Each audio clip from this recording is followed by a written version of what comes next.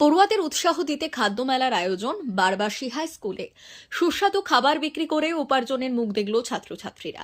মূলত পড়াশোনার সঙ্গে পড়ুয়াদের হাতে কলমে শিক্ষা দিতে, সেই সঙ্গে অন্যান্য কাজে উৎসাহ দিতে এই খাদ্য মেলার আয়োজন স্কুল কর্তৃপক্ষের।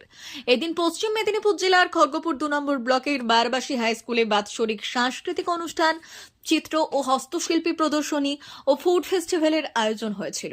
কয়েকশো পড়ুয়া তারা হাতে তৈরি করা পিঠে, পায়েস, ঘুগনি, চা, কফি নিয়ে স্টল দিল এই খাদ্য মেলাতে। এই অভিনব ফুড ফেস্টিভ্যালে ভিড় জমিয়েছেন স্কুলের শিক্ষক, শিক্ষিকা, ছাত্রছাত্রী, অভিভাবক, অভিভাবিকা সহ এলাকার মানুষজন।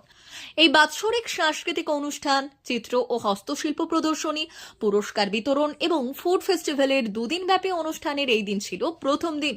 খাদ্যমেলা নিয়ে ছাত্রছাত্রীদের তথা অভিভাবকদের উন্মাদনা ছিল দেখার মতো। আর এই স্টলে বিক্রি হলো দেদার। ঘণ্টাখানেকের মধ্যে বিক্রি হয়ে গেল তাদের তৈরি করা জিনিসপত্র, যা চেটে পুটে খেলো খাদ্যরসিক মানুষজন। পশ্চিম মেদিনীপুর জেলার খড়গপুর 2 ব্লকের বারবাসী হাই স্কুলে আজ থেকে শুরু হয়েছে ফুড ফেস্টিভ্যাল। আগামীকালও চলবে। এই ফুড ফেস্টিভ্যাল ঘিরে আমাদের ছাত্রছাত্রী এবং অভিভাবকদের মধ্যে যে উন্মাদনা তৈরি হয়েছে তা দেখার মতো।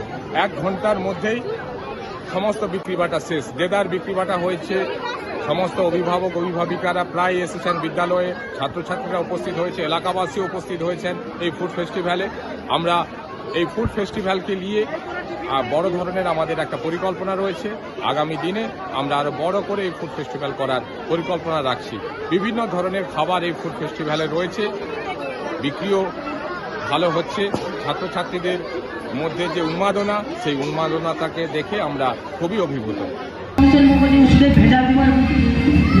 দিতে পারেন তার শ্রেষ্ঠ সৃষ্টি মনুষ্যের মধ্যে গুণের প্রবৃত্তি তা নয় বাবা, তা নয়।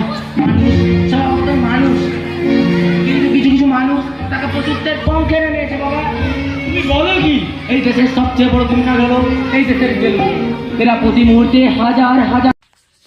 D news, Kharagpur.